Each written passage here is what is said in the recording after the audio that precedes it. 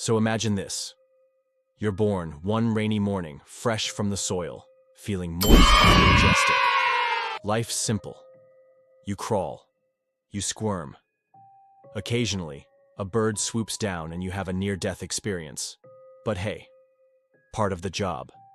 Then, one day, you overhear something strange in the grass. There's a party, and not just any party. A fisherman's party. You think, wow, finally some recognition. Maybe I'm invited. Maybe they've finally realized we worms are the unsung heroes of the food chain. Spoiler alert, they didn't. And your life is about to spiral into one long, wriggly nightmare. You make your way toward the sound of laughter and sloshing beer. The smell of grilled fish fills the air. Classic fisherman vibe. There's music, bad singing, and people talking way too loud about how big the one they caught was. You approach the gathering with naive optimism, maybe even confidence. You're that worm. You're the MVP of bait. Surely they'll treat you with respect, right? Wrong. The moment you cross the grass line, a kid with a bucket yells, "Worm!" And suddenly you're in the air, flying like you just hit first class. Except your destination isn't tea paradise. It's a plastic container full of other terrified worms having midlife crises. Let me break it down. A fisherman's party is the worst place a worm could ever be. It's like a chicken attending a barbecue, or a cow showing up at a burger convention. It's not just awkward, it's fatal. From the moment you arrive, you're not a guest. You're a snack, a freebie, an organic appetizer with no escape clause. And the worst part? You're expected to perform. Be squishy, be juicy, be irresistible. Suddenly, your natural sliminess is a liability. So there you are, in the bucket of doom, surrounded by other unlucky souls. One old worm mutters, "This is my third party. I lost my tail at the last one." Another is praying to the compost gods. You try to stay calm, but every time the lid opens, a hand dives in, grabs one of your comrades, and they're never seen again. The air smells like beer, sweat, and poor decisions. There's a guy talking to a fish like it's his therapist. Someone's playing country music on repeat. It's chaos, and you're stuck in the middle of it all.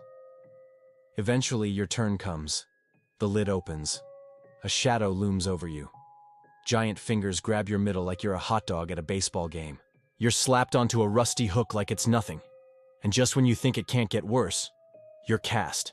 You fly through the air like a slimy missile of despair, land with a splash, and sink into dark, cold water. Now you're wet, confused, and pierced. A fish swims by, eyes you like a snack, and you're like, "Dude, we're both victims here." But he doesn't care. He's hungry. And suddenly, you're in a tug of war between predator and fisherman, stretched like spaghetti. Miraculously, you survive. Barely.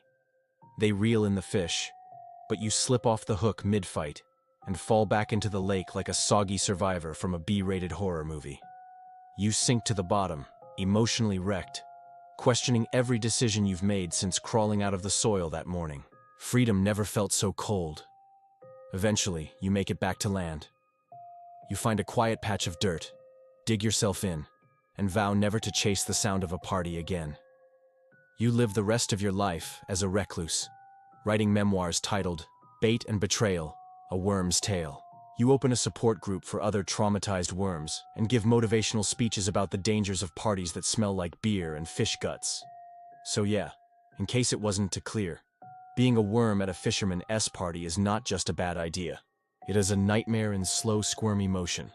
You're not the guest, you're the entertainment, the garnish, the main course. Next time you hear a party nearby, stay in your lane, stick to the compost bin, avoid the spotlight. Trust me, the only thing worse than getting eaten is being enthusiastically eaten while someone yells, "Got one!" like it's the highlight of their weekend. And if you ever feel the urge to socialize again, remember this: real friends don't put you on a hook.